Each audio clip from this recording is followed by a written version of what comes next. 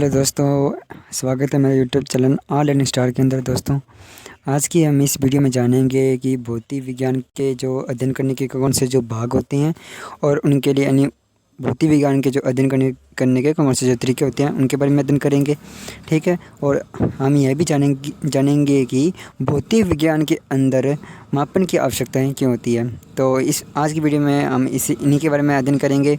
और video start करने से पहले अगर आपने मेरी वीडियो को अगर लाइक नहीं किया तो वीडियो को लाइक कर दें और शेयर भी कर दें और चैनल को सब्सक्राइब भी कर दें, क्योंकि मैं दोस्तों में भौतिक विज्ञान से संबंधित जो है लेटेस्ट जानकारी जो है वो डेली में लाता ही रहता हूँ।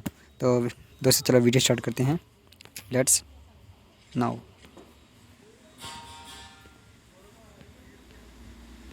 दोस्तों, सबसे पहले हम जानेंगे कि भौतिक विज्ञान का जो अध्ययन है वो किस तरीके से किया जाता है।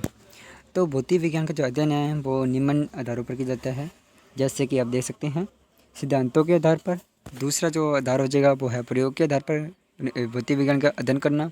तीसरा जो आधार है वो है गणितीय रूप में भौतिक विज्ञान का अध्ययन करना। बार देखते हैं हम। पहला जो भौतिक विज्ञान का अध्ययन किया जाता है वो है सिद्धांतों के आधार पर भौतिक विज्ञान का अध्ययन करना। ठीक है दोस्तों, सिद्धांत जैसे कि आइंस्टाइन ने कोई भी सिद्धांत दे दिया और उसने दिया सिद्धांत हो गए और गति के जो नियम हो गए वो वाले नियम्स, वो है सिद्धांतों के आधार पर अध्ययन करना। प्रयोग के आधार पर अध्ययन करना, जैसे कि वोल्टेज और एम्पियर में जो संबंध स्थापित करना, फिर उनसे संबंधित जो सूत्र वगैरह देना, तो वो क्या होगा प्रयोग के आधार पर क्या हो जाएगी अध्ययन हो गया भौतिक विज्ञान का। गणितीय रूप में देखे जाओ, गणितीय रूप में यानी माप व तोल के आधार पर अध्ययन, जैसे कि उनसे संबंधित जो समीकरण दे देना। ठीक है, जैसे गति के समीकरण हो गए जो 3 समीकरण दिए हुए हैं गति से संबंधित है, जैसे कि हो गया v बराबर u प्लस AT। एक और गया जैसे कि v स्क्वायर बराबर u स्क्वायर प्लस 2AS। ठीक है दोस्तों, इस प्रकार से। तो क्या ये गणितीय रूप में क्या हो गया भौतिक विज्ञान का अध्ययन हो गया। ठीक है दोस्तों, अब हम स्टार्ट करते हैं, यानी अब इसके बारे में अब हम जानेंगे अगली जानकारी। ठीक है दोस्तों, अब हम जानेंगे कि भौतिक विज्ञान के अंतर्गत मापन की आवश्यकताएं क्यों होती है। कि जो मापन है यानी माप और जो तोल हो गया वो हमारे दैनिक जीवन का क्या एक अभिन्न अंग है। हम कहीं भी चले जाएं हम क्या करते हैं माप व तोल ज़रूर करते हैं। जैसे कि हम सुबह उठते हैं तब पहले हम टाइम देखते हैं कितने बजे उठे हैं, 4 बजे उठना, तब हमने वहाँ पे क्या है समय को माप लिया। फिर उठकर नहा धोकर बाहर जाना, फिर जैसे कि हम घर से निकले यहाँ के ऑफिस के लिए विद्यालय के लिए, तो जैसे विद्यालय कितने किलोमीटर दूर है तो लंबाई को हमने क्या किया यहाँ पे माप लिया है।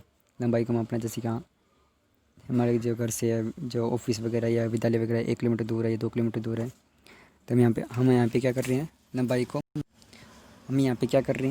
लंबाई को माप रहे हैं। उसके बाद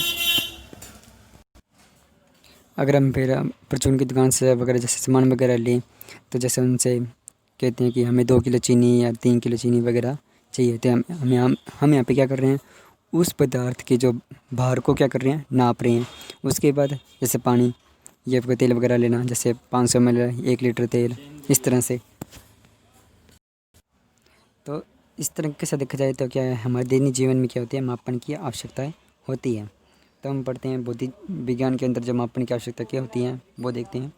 किसी भी क्रिया को यथार्थ से करने हेतु उतनी ही यथार्थता से माप और तोल की आवश्यकताएं होती है। जैसे कि मैंने अपना उदाहरण देके बताया था, किसी भी सिद्धांत के सत्यापन हेतु आवश्यक, हम कोई भी सिद्धांत देते हैं तो क्या करते हैं हमें उसके माप तोल वगैरह करके प्रयोग वगैरह करके उसका क्या करते हैं उस नियम का स्थापन करते हैं। उसके बाद किसी भी विशेष क्षेत्र जैसे कि परमाणु क्वांटम में अध्ययन या नाभिक संलयन वगैरह क्रिया होगी उसमें यथार्थता से अध्ययन करने हेतु आवश्यक है। ठीक है दोस्तों, ये दीवार देख लो। तो अब हम स्टार्ट करते हैं अगली भाग।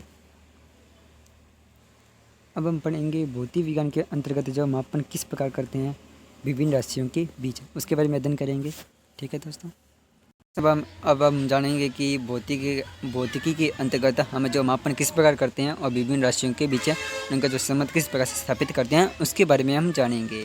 तो भौतिक विज्ञान के अंतर्गत हम क्या करते हैं, जो प्रकृति होगी और जो प्राकृतिक घटनाएँ होगी उनका हम क्या करते हैं, अध्ययन करते हैं।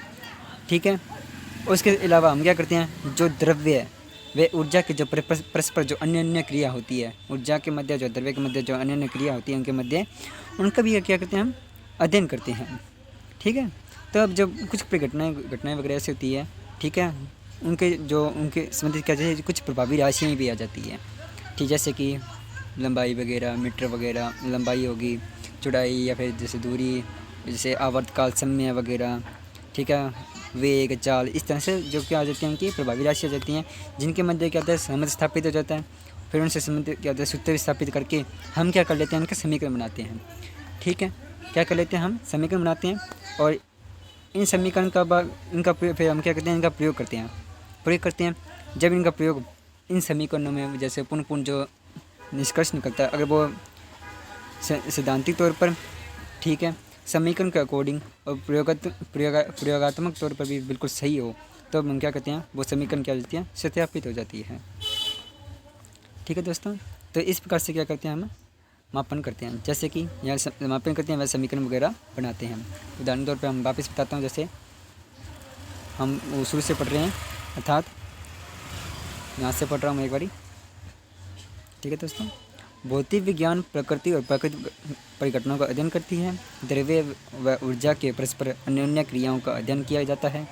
ठीक है, तो हम विभिन्न परिघटनाओं में प्रभावी राशियों के मध्य संबंध सूत्र स्थापित करके हम समीकरण बनाते हैं, फिर इनका प्रयोग द्वारा सत्यापन करते हैं। फिर इन्हीं संबंध व सूत्र व समीकरण का उपयोग उस परिघटना का अध्ययन करने के लिए करते हैं। ठीक है दोस्तों, जैसे कि उदाहरण के तौर पर देखे जाएँ, आर्किमिडीज का सिद्धांत और गति का नियम। अब आर्किमिडीज का जो सिद्धांत दिए गए हैं उसका जो सत्यापन किस तरह करते हैं, जो हम वस्तु का हवा में भार कितना आता है और पानी में भार ज्ञात करके उसका क्या कर लेते हैं, उस वस्तु का क्या करते हैं, हम उस वस्तु जो आर्किमिडीज द्वारा जो दिए गया सिद्धांत था उसका क्या करते हैं, हम सत्यापन करते हैं। अब देखे जाए जिसे हम प्रयोगात्मक तौर पर वो क्या होता है, जैसे जो सिद्धांतिक तौर पर जब उनकी जो त्रुटि आ जाती है, जो मान वगैरह निकलता है उनमें त्रुटि आ जाती है, तो उनके करते हैं, तो हम क्या करते हैं, वहाँ पे एक नई परिकल्पना स्टार्ट करते हैं। दोस्तों, अभी मैंने जो आपको बात बताई थी वो यहाँ से लेकर यहाँ तक की बात थी। ठीक है दोस्तों, जिसमें मैं कह रहा था, यदि किसी भी परिकल्पना में सिद्धांतिक व प्रयोगात्मक अंतर पाया जाए तो क्या करते हैं, हम नई परिकल्पना देते हैं। ठीक है, तो थैंक यू, वीडियो देखने के लिए धन्यवाद। Thanks for watching and video को लाइक करना, शेयर करना और चैनल को सब्सक्राइब भी करना। Thank you. और ये है वैसे महत्वपूर्ण जो नोट्स हैं, आप देख सकते हैं, इसका स्क्रीनशॉट वगैरह ले सकते हैं आप लेना चाहो तो। मैं से एक बार बड़ा कर देता हूँ इस तरह से।